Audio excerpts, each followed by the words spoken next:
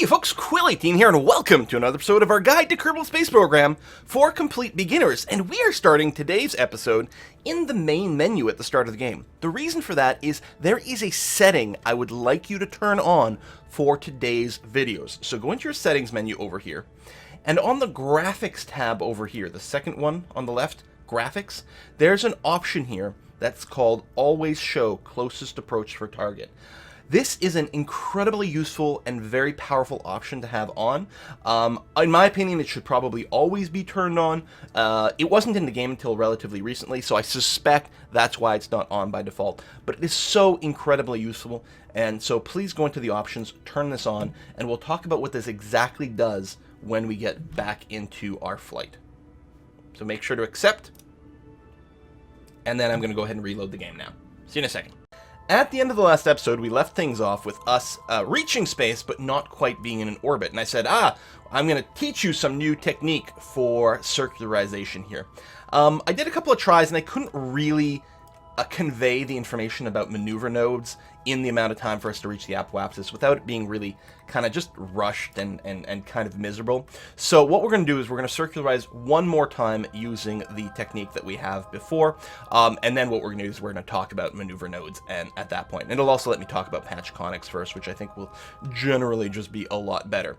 So once again, we are going to steer prograde here.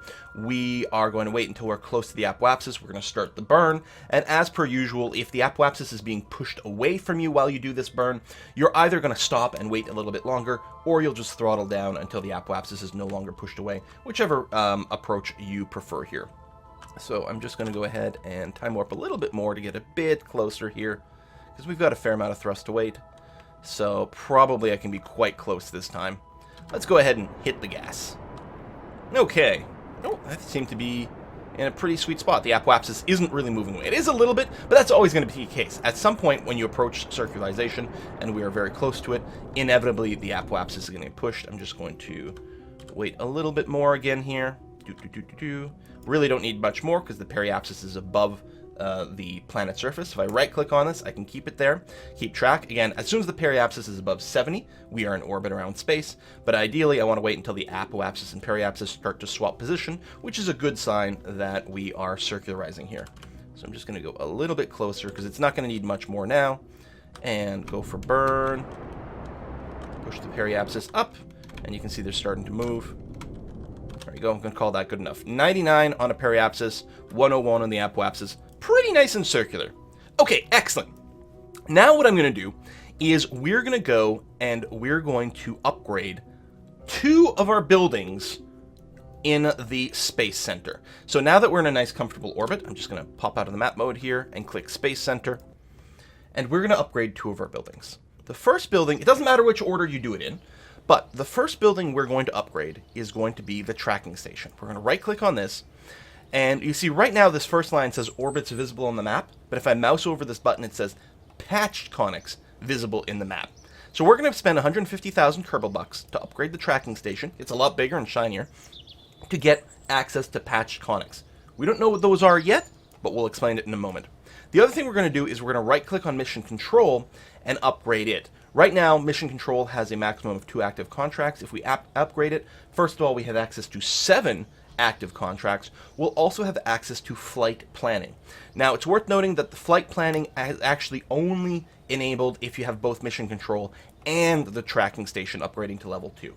Doesn't matter what order you do it in, but the mission control just by itself will not give you flight planning. You do need both in there. Anyway, that's that for now. Let's go back to the tracking station.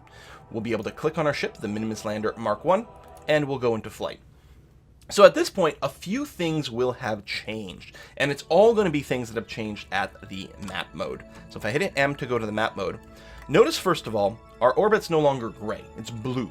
Small change, but that's a hint that the tracking station is now enabled. The other thing that's changed is if we mouse over the apoapsis, while it always told us what our apoapsis height was, it now tells us the time until the apoapsis, which is very cool. We've got a lot more information about our orbit than before. The other thing that Patched Conics has unlocked for us is a much better sense as to what our orbit's going to do and what our flight path is going to do when we enter the sphere of influence of another body. What I'm going to do, I'm going to demonstrate this by, let's pretend, we're not actually, but let's pretend we're going to the moon today. We're not going to the moon today, we're going to go to Minmus, but we're going to start by talking about the moon. So I'm just going to quick save here so that we can revert to this point. That's going to be fine. And what I'm going to do is I'm going to time warp until the point where we want to launch towards the moon. You may remember how we did our moon flyby. We put the moon at kind of 12 o'clock here, and we know that we want to start burning prograde right about the time that the moon rises, which means it's going to happen when we're somewhere over here. So again, we're gonna kind of eyeball that again, but with some extra information this time around. So one of the things that's cool is if you've unlocked the maneuver planning, you've got this little ball when you mouse over your path now.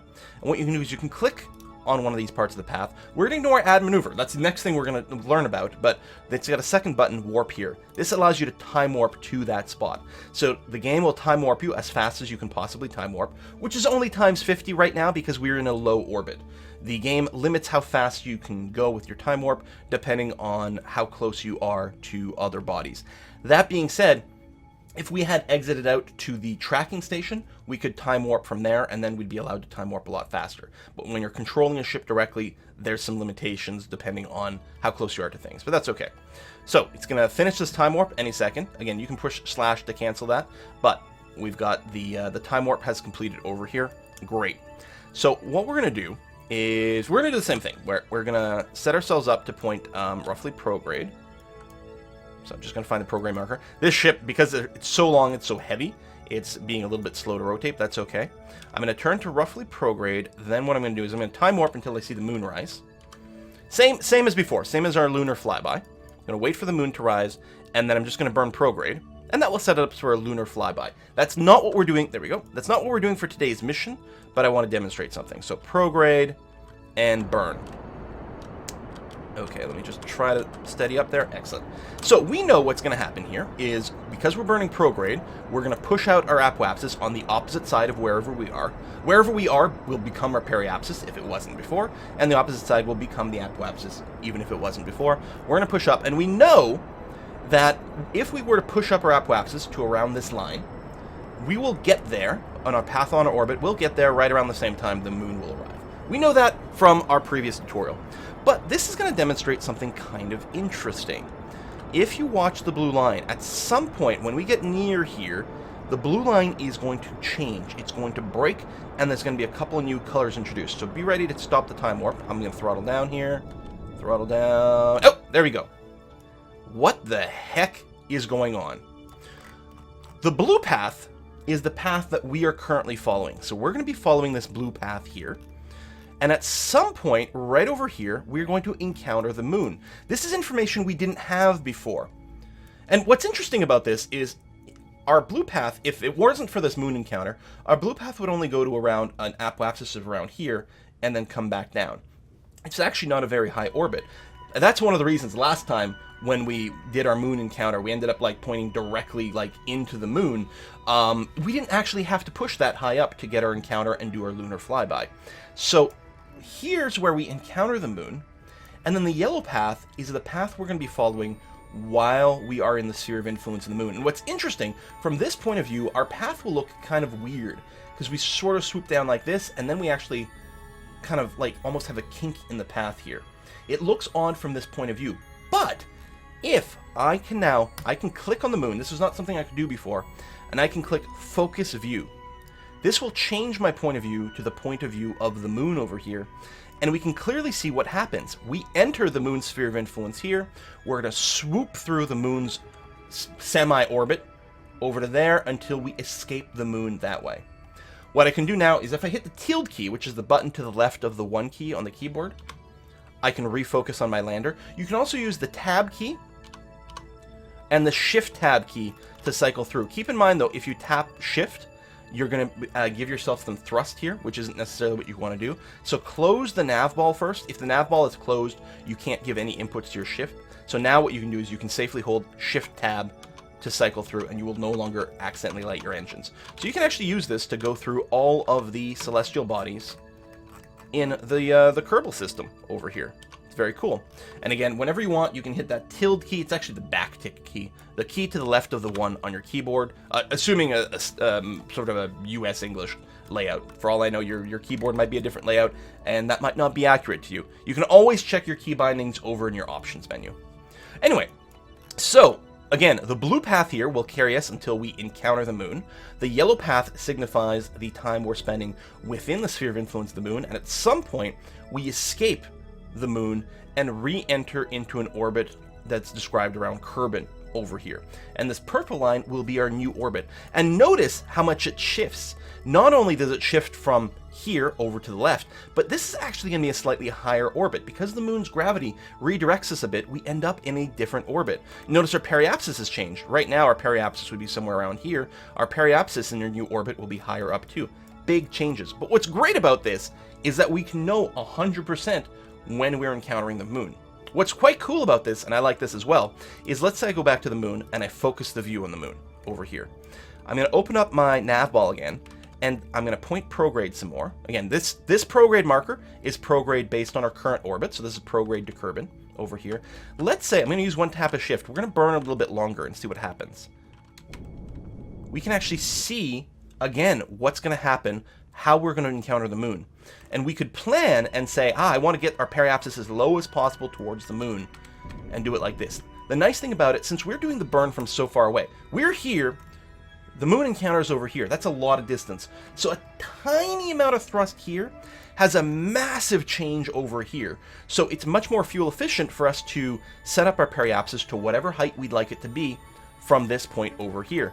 So again, I could right-click on the periapsis to keep it there, and if I just do a very slow prograde burn, I could drop the periapsis to, any height. We know that under 60 kilometers means we're near moon orbit, so we could get different science, etc., etc. Very handy. So this is all patched Conics. What I'm going to do here, I'm going to hold F9 to return to my quick save, because again, we're not going to the moon today. We are not. We are going to Minmus.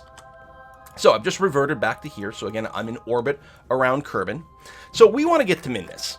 Now, how do we get there? Right? We had sort of a trick to know when to burn to get to the moon, but when do we burn to get to Minmus? Well, if you go and look straight down and you set Minmus to 12 o'clock, right? It's orbiting, again, counterclockwise like almost everything is. And so you can expect that we're going to burn prograde at some point. We're going to stretch out our orbit, and at some point it's going to reach the line of Minmus, and presumably you're going to want to put that somewhere ahead of Minmus. How far ahead? I don't know. It depends. How big is this orbit? How long does Minmus take to come around Kerbal? That sort of thing. Certainly there's a sweet spot for that launch, but what is it? Well, I could tell you, or you could look it up online. There's all sorts of things. But we're going to use our maneuver planning to help us figure that out. Now, as it turns out, it's going to be pretty darn similar to doing the moon for a variety of different reasons. So we can assume, right, Minmus, let's guess that by the time we get from here to there, Minmus will have traveled to here. Let's assume it's the same sort of thing as the moon, because these things sort of work out, right? It's further away, which means it'll take us longer to get up there, but this is also a bigger circle, which means it would take Minmus longer to get from here to here, because the velocities are lower, I don't know, different things. Anyway, so let's assume that's true. Now, I could just quick save, time warp to here, burn prograde, and see what happens. And if it doesn't work, I could revert and try a different place. That sort of trial and error, though, doesn't sound like very much fun. So we're going to use a maneuver planner. What this allows us to do is this allows us to tell the game, hey, we are planning on doing this maneuver. We're going to burn prograde for X number of seconds. Show me what this will do to my orbit. That's exactly what a maneuver planner is. So let's say I go here. So again, if you've got the maneuver planning unlocked, you've got this little blue ball along the path when you mouse over. I'm going to put it here. I'm going to click and add maneuver. And what do we get? Well, we get this little widget over here with all 6 maneuver directions. We've got prograde, retrograde, radial, anti-radial, normal, anti-normal. Again, I might be getting the antis inverted, not important here. Of course, we know what we're really looking for is burning prograde over here. So if I mouse over this prograde marker and I click to grab it and then I pull it, I yank forward. I'm adding prograde to our maneuver. And you can see the dotted yellow line. This, so I'm going to let go here, this represents the orbital path that would happen if we perform this maneuver. We also get this extra information over here by our nav ball. This shows us the total speed change, the total velocity change that this maneuver will entail, and it will also give us a burn timer. Right now it says NA because it doesn't actually know how long the burn will take. As soon as we light our engine, then the game will have enough information to know what the burn time is. Depending on what order you did things in, you might already have a burn time, or it might say NA, but it's going to take some amount of time to do that. If I just go, I'm just going to hit Z for a microsecond here to burn, and then I'm going to hit X to cancel it. ZX. There. Now the game knows how powerful our engine is, and it knows it's going to take 52 seconds to burn for this maneuver. Okay, so again, let's review that. I'm going to cancel this maneuver. I'm going to hit X. Again, I'm going to click somewhere on this path, choose Add Maneuver, and then I'm going to pull on the prograde marker. If I've decided that I've gone too far, there's two options. One, I can pull on the retrograde marker to cancel out that prograde, right? Because they're opposite one another. So one goes one way, one goes the other. The other thing you can do, instead of pulling, you can sort of pull, but towards the center. So I can pull back on the prograde marker. So pull it forward, pull it back. You don't even have to let go. The advantage of this is when you pull back on a marker, it tends to be a lot smaller and more of a precise movement. The other thing you can do is use your mouse wheel. I can mouse wheel up or down. And again, the down motion tends to be a lot more small and precise. So sometimes you might end up doing something like, I'm going to mouse up on prograde. Now I want a little bit more prograde, but not too much. So instead of mousing up on prograde, I can mouse down on retrograde, which will have the effect of very slowly adding a little bit more prograde to the path. So if we do this and we look straight down, we zoom out. So that's the moon's orbit. If we keep zooming out, there's Minmus over here. If we keep yanking on this, then we can see, oh, that's interesting. If we just pull back over here, somewhere along there, we actually get, oh, that's quite cool.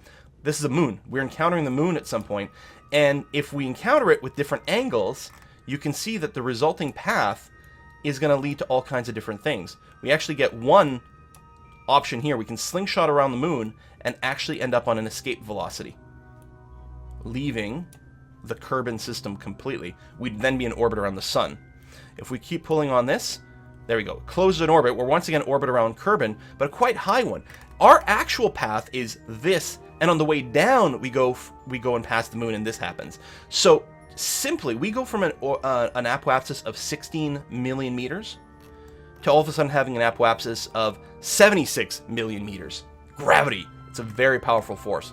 And sometimes you can end up, if everything works out well, you might be able to slingshot off the moon and get up to Minmus with a lot less demand, but that's not the case here. Now, because I've been clicking on things and doing whatever, I've lost my little control nodes on the maneuver. This is normal. But you see this, like, it's hard to see there. You see this thing? This is your maneuver node on your orbit over here. If you click on this... Hi, sorry for the weird cut there. I was just confused for a moment as to why the maneuver node wasn't doing what I expected. Normally, when the maneuver node looks like this, and you click on it, you get your maneuver node back over here. And from here, if you right-click, you get this view. But I was stuck. I couldn't, and then you can toggle with the right-click mouse button between these two modes. I was confused why I only had this mode over here. Well, the reason is, it turns out, if I time warp past this, because I'm past the maneuver node, I no longer have the ability for the normal view. If I right-click, it no longer toggles. So you can always hit X on here to cancel maneuver, or the X over here to cancel the maneuver. So I was just like, what? But yeah, because we had passed the maneuver, clearly I can't execute this if I've gone past it, so we're going to go ahead and just cancel that out. So normally, if you add a maneuver, and let's say I click off here, right? I lose my little widget, but you get this little star symbol over here. If you just click on this, you get this, you get your maneuver node back over here. So, yeah, so let's say we're gonna keep doing this planning here. Let me cancel this. And once again, I'm going to put Minmus to 12 o'clock. I'm going to zoom in and assume maybe we want to start our burn somewhere over here. Maybe it's true, maybe it's not, I don't know. So we'll add a maneuver, and I will stretch it out prograde. And what I want to do, zoom out, is see what happens when we get near the path of Minmus. I suspect we're not going to get anything. There's that moon encounter again. See, we're not getting any encounter here. Now, there's two possibilities. One, we may have guessed wrong as to whether or not Minmus will be in this general area. That's entirely possible. But the other thing that's entirely possible is we might not be at all aligned with the height of Minmus's orbit. Because, as it turns out, Minmus is on a really wonky orbit. It's about 6 degrees of inclination off of the equatorial plane of Kerbal. Like, the moon is in a nice orbit around the equator of Kerbal. Minmus is not. That means, even though it's entirely possible, if we do this maneuver, that when we end up here, Minmus will also be around here, but the problem is it's going to be well below us. And we could go ahead and assume that we're going to go and change our inclination to be more on the normal plane of Minmus. The problem is that where we are currently standing is probably not the place to do the burn. The place to do the correct normal burn is often not in the same place as the place that you're going to do the prograde burn. So what do? Do we just try this and then again do the same thing we did last time with the moon, and about halfway through perform, and you can actually stack multiple maneuvers on each other, and over here we could perform a normal burn and you know, try to equalize things? No, that's messy guesswork. So we're going to cancel the maneuvers, and instead what we're going to do is we're going to end up on the same inclination as Minmus. How do we do that? Well, we want to tilt our orbit to match Minmus. So if you look at Minmus, if we go through here, oh yeah, it's going to fade out. If we sort of put our screen, try to align it so that our blue path is sort of roughly behind or in front of the purple path of Minmus, right? We can clearly see that there's some tilting going on. So this part of Minmus's orbit is a lot higher than our orbit. Our blue line goes horizontal. So this part is higher up, this part is lower down. So what we would like to do is we would like to take our own orbit, and on the right side of the screen, like right side of the screen relative to the way we're looking at now, we would like to raise that up. So what we'd want to do is at the middle point of this intersection, we would want to burn, depending on what direction we're going in, normal or anti-normal, so that we can push one side of our orbit up and the other side of our orbit down over here. Now, if we wait until we're on the near side of Kerbal, then we're going to be burning upwards, right? Because we're going to be traveling from left to right, and if we want to push the right side up, then at this point here we want to burn so that we are pushing this upwards. If we wanted to execute the maneuver from the opposite side, again, we'd still be moving from left to right, but we'd be interested in dropping this side down, so we would instead burn downwards over here. What I think is called anti-normal. But we'd want to burn downward here to push that side down, and then that side behind us would then swing up. But is that the correct place to do it? I mean, we can sort of eyeball it, but it's really annoying because the path of Minmus keeps fading out when we get close. You know, it fades away. It's like, oh, that's kind of hard to plan. And do we know that we're burning normal or anti-normal at the actual sweet spot? Well, luckily, we have a tool to help us that. If we go and we click on Minmus here, and we set Minmus as a target, we've just told the game, hey, we would like to perform maneuvers based on the idea that Minmus is our target for, you know, some purpose. By setting that, we get some new information. First of all, the orbit of Minmus turns yellow, and it never goes away. So we can zoom in here, and the orbit line will still be there and won't fade out, which is great. But the other thing we've got are two new markers on our orbit, DN and AN. It just so happens, in this case, that they're at the prograde and retrograde, or sorry, the apoapsis and periapsis markers. This is complete coincidence. If I were to go, you don't do this, but let's say I'm gonna burn retrograde for a second. Okay, there we go. So by doing that, I have moved the apoapsis and periapsis. I dropped the periapsis a little bit. Okay, the only reason I did that is to show that these two markers have nothing to do with the other two. It was 100% pure coincidence that they were in the same place on orbit. These two markers represent the point at which, if we line up, it's going to be a little tricky to get exactly the way I want, but if we line up like this, you see the yellow line of Minmus's orbit, and you see the blue line of our orbit. The point at which those two lines cross, that's where the descending and ascending nodes are. That represents the point in our orbit where we are crossing down through the plane of Minmus's orbit, or on the opposite side, crossing up, right? Because we're going from left to right. So you can very much visualize the idea that as we get here, we are now crossing upwards. This is the ascending node on this side. We're crossing upwards through the plane described by Minmus's orbit. And those are the spots where we want to do the burns to fix things. So, we're coming around this way. When we get to the descending node, that means the point at which we are crossing downwards through Minmus's orbit. Therefore, to counter that, we would like to burn upward so that we're not going downwards in Minmus's orbit. It also visually makes a lot of sense, right? At this point, we're going down. This side of the orbit is too low. So if we sit here and burn pointing upwards, that will raise this part of our orbit. So that's exactly what we're going to do. We can prep ahead of time by getting ourselves, we're going to look for the normal direction. We've got a new indicator on our view here. This demonstrates the direction towards or away our target. So we're going to ignore this light pink circle thing for now. This will become really important later on when we do rendezvous and things like that. But we're looking for the hot pink triangle. This one here, this is the one that points upwards. The one where the little spikes comes out, that's the one pointing downwards. We know, again, we're going to be crossing the descending node, so we're going to be we're on a path that goes down over here. We want to cancel that out by going up, so we point at the up direction over here. So we're going to point here. One of the nice things is, unlike the prograde and retrograde markers, as well as the radial and anti-radial markers, this marker does not move as you go around the orbit, because up is up no matter where on the blue line we are. So we can point to it ahead of time. What we're going to do is we're going to time warp. We could plan a maneuver for this, but we really don't need to. This is actually dead simple, and actually, for a variety of reasons, much easier to do without a maneuver. So I'm just going to stop as we get close here. One of the things I can do is, as before, I can mouse over this descending node, or even right-click on it to keep it up. We can see here this negative 6.4 degrees. That's how far off from Minmus's orbit we are. On the opposite side, we're at positive 6.4 degrees, but those numbers will always match. So again, we're trying to cancel this negative number by burning upwards. So we're pointing in the right direction. We're going to want to wait until we're as close to this as possible. As with our manual circularization, if we start the burn and this thing starts to move away from us, it's because we're doing it too early. We can actually check that now. There we go. See, it's starting to move away from us, which isn't what we want.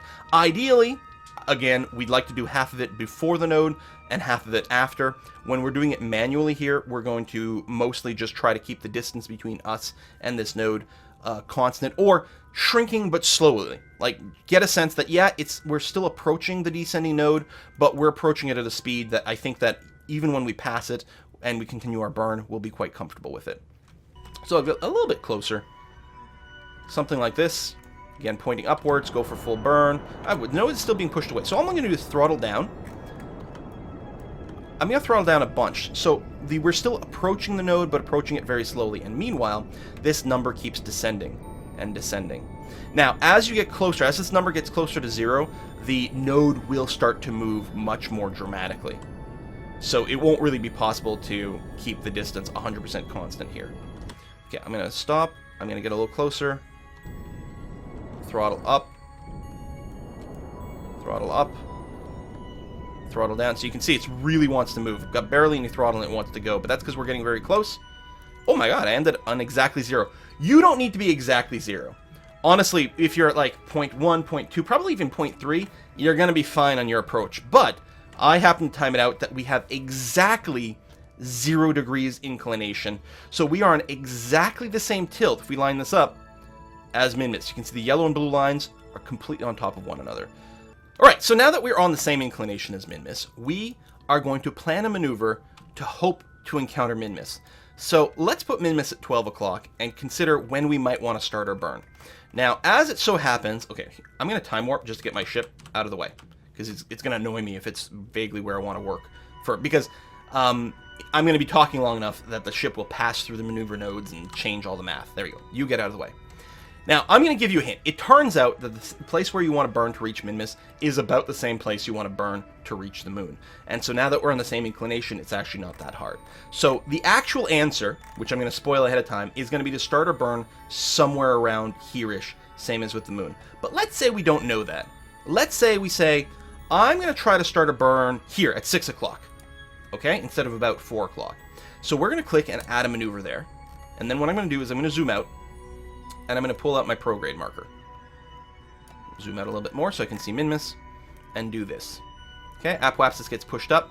Now, at some point, when you get close to the Minmus's orbit, you get these little blue markers. If you have followed my tutorial or my explanation to change in the settings to set your always show closest approach, which is awesome and very useful. I'm going to mouse up a little bit more because this isn't quite at the helpful stage. If we go a little bit more, there it is. This is at the more useful stage. You can see our apoapsis is going to reach basically where Minmus is, and we clearly don't have an encounter. And in fact, we are going to be about 23,000 kilometers apart, very far apart. So this was the wrong time to start this. Now what I could do is I could cancel this maneuver and just try again.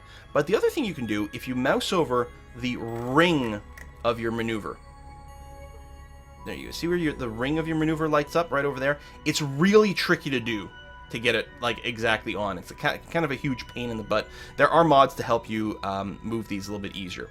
But if you can somehow manage to just grab the ring of your maneuver node, what you can do is you can yank it a little bit and move it to different places to see what might happen.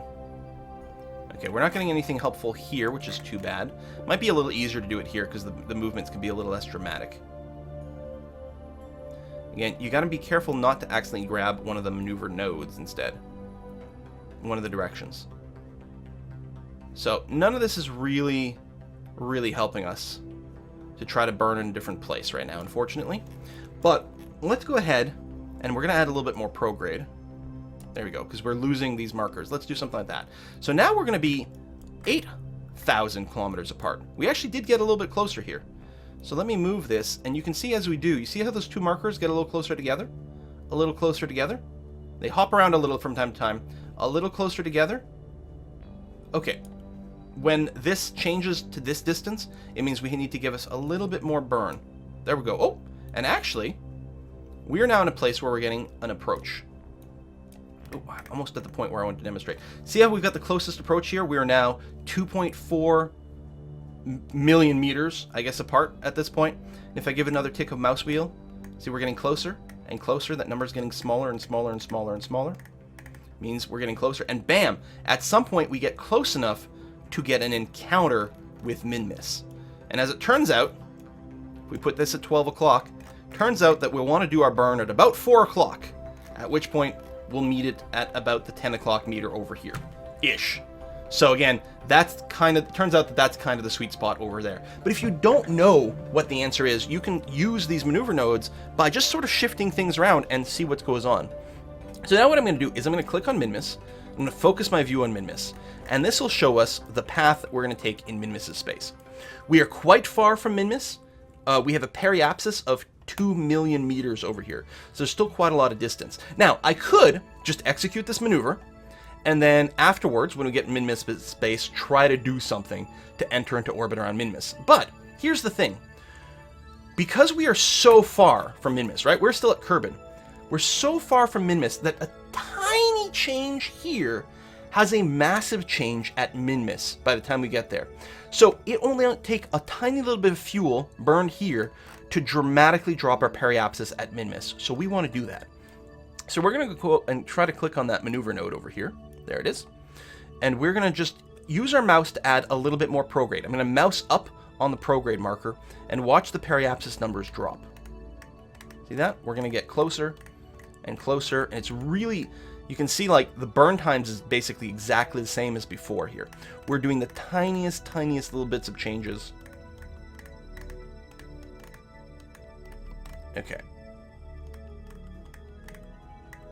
There we go. We're gonna call that good enough for now. Oh, we're actually, looks like we're gonna pass. Oh no, we're gonna be okay. We're gonna be a little above the equator of Minmus, but pretty good. Now, we are very happy with this maneuver, and we want to execute this maneuver now. So here's what we're gonna do. I'm gonna hit the tilde key to come back to focus around my ship. And what do we got? Well, we are going to reach the node, the maneuver node. We're going to reach there in 20 minutes. We've got plenty of time to prepare. There's a new marker on our nav ball, this dark blue sort of cross. This represents the direction you're going to want to face in to execute that maneuver. Now, when we get to the maneuver node, this is basically going to be pointing prograde, more or less. So we could just wait till we're near the maneuver node and lock to prograde, but that's okay. We're going to go ahead and point here now. That's pretty good. I'm going to quick save because I'm going to do a big time warp. I'm going to time warp until we get near the maneuver node. So this is our time to reach that node. We also know that a burn is going to be about 52 seconds, and as usual, we'd like to do half the burn before the node and half of it after. And now, because we have timer information, we know exactly when that will be. We're going to want to start our burn when we're 26 seconds before the node, right? 52 divided in half is 26, so we'd like to do half the burn before the node, half the burn after the node. It's not the most critical, but it's pretty darn good to pull that off. So I'm going to get a little closer. So at T-minus 1 minute, okay, stop the burn, or stop the time warp. I'm going to point to the maneuver node again. There you go. And you can see it's very close to the prograde marker. In fact, we'll probably pass through the prograde at some point.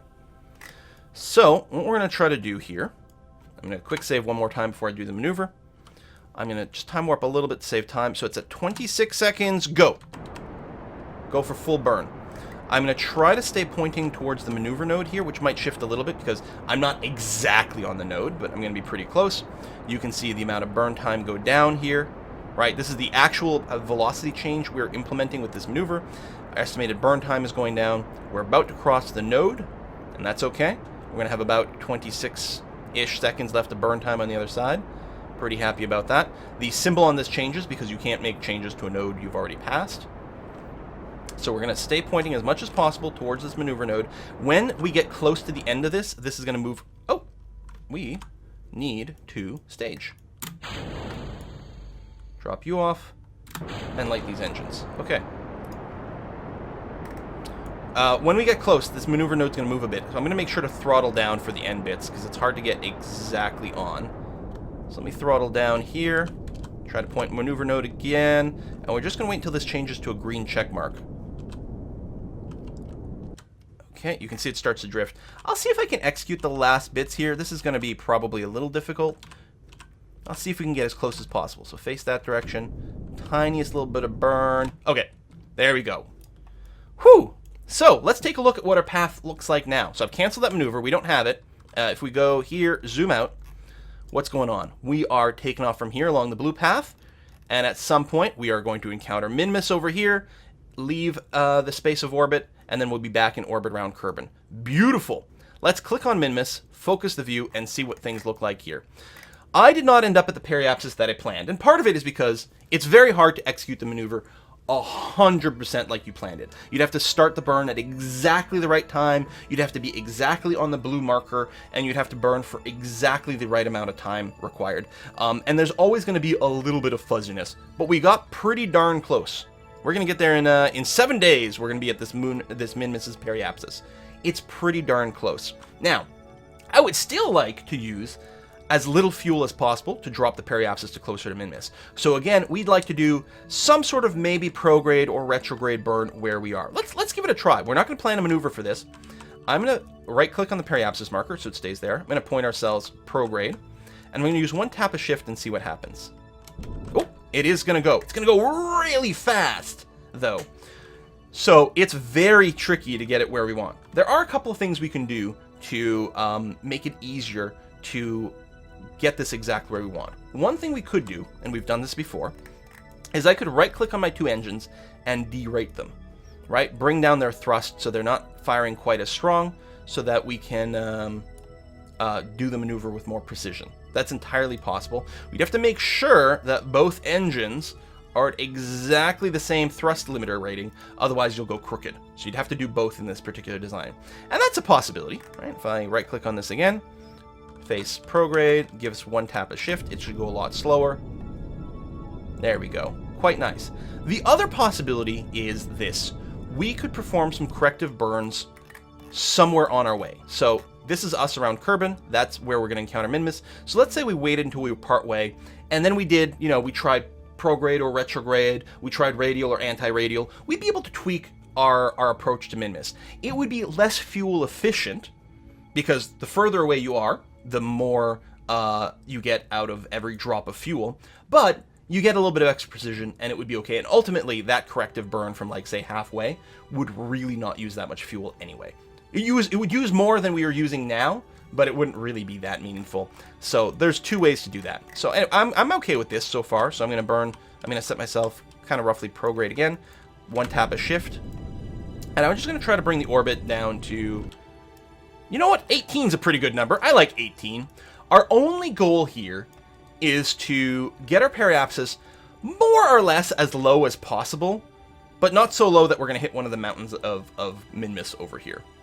So it looks pretty clear that we're not going to whack into anything. We're coming up a little bit higher than its equator. And ideally, we'd like to be completely equatorial because, again, you get the advantage of being in... you're moving in the same direction that the moon would be spinning, which means that your ultimate descent and landing doesn't require as much fuel because everything's already moving in the same direction. So the more equatorial you are, the better. We could correct this by doing the same thing as before, where we burn normal or anti-normal some part along our path to Minmus here. It's not a huge deal, but if you want, what we can do is we can say time warp to here. We're going to quick save before we do it. We're going to click here and say I'm going to warp to here. Halfway up to Minmus-ish. It's actually going to be beyond the path of the moon. And again, there might be a sweeter and more optimal spot somewhere along the way, but ultimately, the important thing to remember is that there's really, you're going to use very little fuel anyway, so even if it doesn't turn out to be the sweet spot, as long as it roughly works, you're okay. Alright, you see that line that was between us and Kerbal? That's our radio signal back home. That is now broken. We are out of range. It turned from green to sort of yellowish to red, and then finally broke. That means we don't have a radio signal back to Kerbal right now. If we had an unmanned probe at this point, we would no longer be able to steer the probe. But as it turns out, since we have at least someone in the probe, we can still steer, right? I can go and turn. That's good. And also, because of that, my probe core still works and still giving us SAS capabilities. So even though the probe core has no signal back home, there's still someone locally in here to send commands to the probe core, which is great and lovely. Anyway, what are we doing? Oh, yes. We are going to point ourselves to one of the normal or anti-normal nodes. I think we want to go the other one because we want to push our orbit down a little bit to come into Minmus a little bit lower. So we want to find the spot, the triangle with the points coming out of it. So we're going to point roughly there. We're going to use 1 tap of shift. Remember, my engines are still derated, so this should be a pretty gentle move. There we go. So we're going to try to send this flatter. Now, because we're going straight down with this periapsis marker, we are actually lowering our periapsis because here, you know, we're quite far from the distance there, but as we go straight down, we're actually going to end up quite close to the chunk of rock here. I think that's okay. We'll see. All right. There we go. We're pretty flat. We're only going to be about 10 kilometers above the surface of Minmus. We're going to be pretty darn close. For Minmus, that's fine. We're going to be above the highest peak, but that is pretty darn close. It's very fuel efficient, but it is going to be... It's going to be fine. I'm not even worried. It's going to be okay. Probably not worried. Okay, let's go ahead and switch out of the map view. I am going to go and remember now to increase my thrust limiter on both engines over here so that our next maneuver will be performed with gusto. I'm going to quick save once more. And what we're going to do is we're going to time warp. I'm going to hit the tilde key so I can see my ship. I'm going to time warp until we encounter Minmus. If I want to do this the safest way possible, what I would do is I would just click up here near the encounter and say I want to warp to there because it'll warp very fast at 10,000 times speed. But by using the click on the line warp to here tool, you know you're never going to overshoot. You'd still want to quick save beforehand because if you happen to click on the wrong line and say like warp to here or whatever, bizarre things can happen. So now I'm just going to go ahead and I'm going to time warp times 1,000. I'll go to 10,000 for a second, then back down to 10,000 or to 1,000. When you approach this encounter line, Kerbal Space Program will automatically drop your time warp down to times 50 because going through these little encounters too fast can lead to weirdness. So there we go. Automatically brought us down to times 50. Remember, if you're time warping, no command. So if I use WASD here, I can't steer or do anything. That's because we're still time warping, which you can see here. So I'm now going to kill the time warp, and we are now in space high above Minmus. That sounds like time for science to me. So let's go ahead and do that.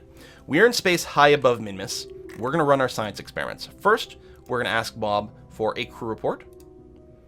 Excellent. Looking at the surface of Minmus reminds you of a favorite childhood dessert. You're tempted to taste the surface. So you know how like the moon is made out of cheese is like, you know, like a thing we say here. In Kerbin, oh, that's Kerbal over here. That's our Kerbin. That's our planet. There's the moon. There's Minmus. In Kerbal Space Program, the lore is that Minmus is made out of ice cream. So you'll see a lot of these sort of jokes over here. So we're going to capture this crew report. We can't transmit it. We don't have an antenna. And even if we did, we'd probably be out of range anyway. So we're going to keep the crew report. We're going to run the pressure data. Spoiler alert, it's going to tell us there's no air pressure over here. We're going to log the temperature. It's going to be pretty cold. And now what we're going to do is we're also going to do the goo canister. And we're going to do the Science Junior. Excellent. And get a bunch of science from there. Now what we're going to do is we're going to want to run these experiments again, so we have to empty them. So we're going to have Bob do an EVA. This is also going to give us a chance to get an EVA report. So Bob is now outside of his spaceship. He's going to go ahead and do an EVA report. Excellent. Store that.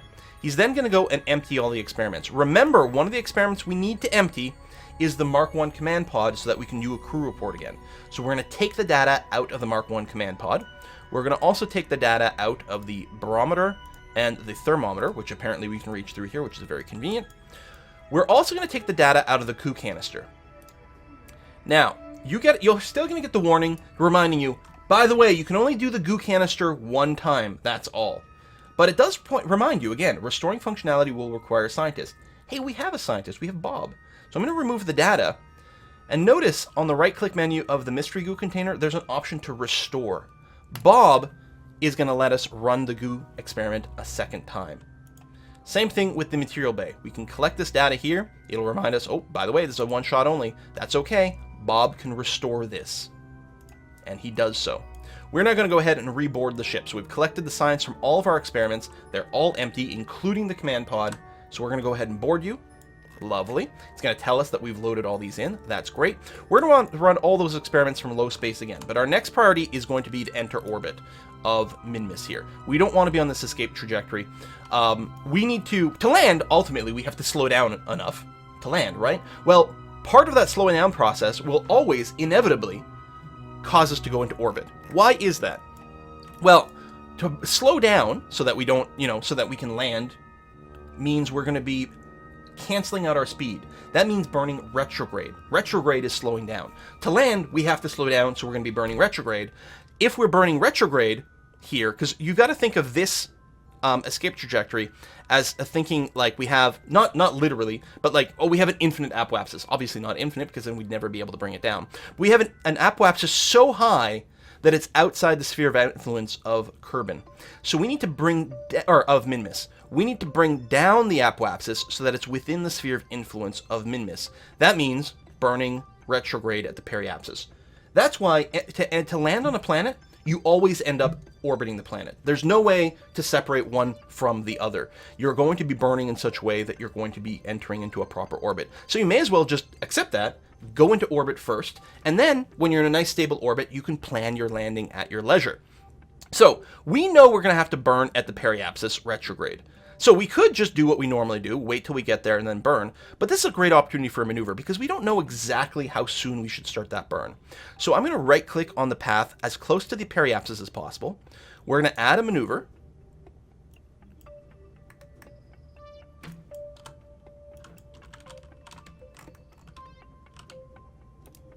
Can I not add a maneuver?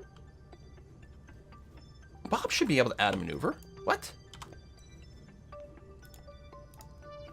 Cannot add maneuver node, control locked.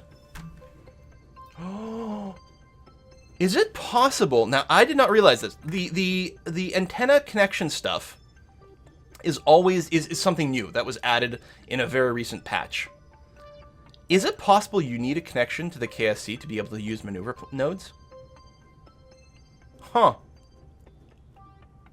That's what I'm thinking is going on, and I was not aware of that. Well, not the end of the world. It's fine. We'll just do it manually. We'll have to sort of guess the sweet spot. We'll probably burn, you know, like start our burn a minute before periapsis, which will give us plenty of time to go. There's going to be a sweeter spot, which is going to use less fuel, but that's okay. So I'm just going to click here. I'm going to warp to that place. Again, I quick save before doing the time warp, because time warp is always dangerous.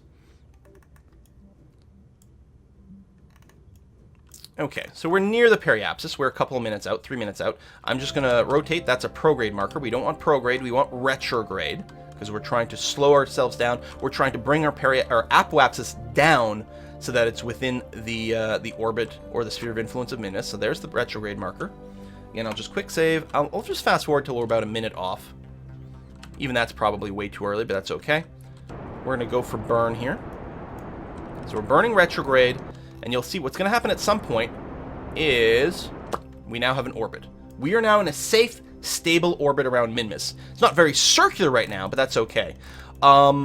We did, because we burned a little too early, we did go and lower the periapsis. It's still fine, although we really want to avoid bringing it down too low, because what will happen is we'll then crash into the planet instead of landing on it. So I'm definitely not going to want to burn before the peri, because that would risk things. So I'm going to actually go ahead and do here. And we're just going to bring the apoapsis down a little bit more. Again, if we're not right on the peri, we will drop the peri, which isn't exactly what we're looking for. But I think I'm going to stop here. Again, we're not in a circular orbit, but I'm not actually caring about being in a circular orbit. The lower you drop the apoapsis, the more speed you have bled off before the landing. But all we care about is being in a stable orbit of some kind. So let's go and do one more round of science near Minmus. There's Minmus. Yeah, we're really low. We're really low. Probably I would aim for something like a 15K circular orbit if, you know, I could just pick and choose whatever. But there we have it. Let's go and run all of our science. We're going to get a crew report. This is going to be in space near Minmus. Excellent. I'm going to keep that. We'll do the material bay. We'll do the goo canister. We will do the barometer. And finally, we will do the thermometer. And then we will EVA with Bob. We're going to do a science from here. And it's worth noting, the EVA is the only one where it cares which biome it's over. You can EVA multiple times while orbiting around Minmus if you go over different biomes. So these were from the lesser flats, I think. Something like that. Let's go ahead and grab all this data. So barometer, thermometer, the crew one. Oops, take data. We want to get the crew report out of there. We're going to collect the data from the material bay and restore it. We're going to collect the data from the goo canister and then restore it. And then we're going to go ahead and board. And so what you might want to do here, as you orbit around Minmus, go ahead and, like, you know, we'll time warp a little bit. Take a look at the landscape. It's got very flat areas. This is the other reason why landing on Minmus is very handy. It's got many, many more significantly flatter areas than the moon does. The moon is quite craggy and full of craters. So we're clearly not over the flats. That's the flats here, so we're probably not over a flat now. So we're going to EVA again and get another report. What do we get? The Midlands. Excellent. We're going to keep that experiment and board again. Keep an eye on your power, maybe. You know, over here in your resources, your electric charge. Your probe is constantly eating away at it, and if you have SAS, it might use a little bit more, at least temporarily as it's stabilizing. It's not a big deal, but if we're on the dark side of Minmus, we might run out of power. Running out of power is not going to kill us. It's not going to be an issue. We'll just have to wait until we come back around to the sun to recharge that, but it might be something interesting to keep an eye on. So yeah, I would just keep doing that. Just time warp again until the landscape seems to change a little bit. Like, oh, maybe now I'm not on the Midlands anymore. Let's see. We're going to EVA. Bob, what does it look like? Lowlands! Excellent! That's new. If ever you get... So I'm going to board. I'm going to EVA again. EVA. If we EVA again and we get another report, it's still going to be the lowlands. We're going to keep that. It's still going to tell us now that it's full science. That's because we haven't turned any in. But if we keep that and we try to board, we'll get a warning that we have a duplicate. So we're going to have to... We're dumping one of the duplicates. That's okay. So this flat part over here is probably something.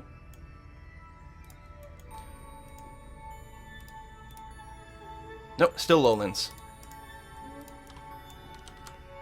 Oh yeah, we can't warp while someone's outside, which is an important safety feature. So keep doing that, collect a little bit more science. Next episode, we are going to land. Thanks for watching, folks. See you next time.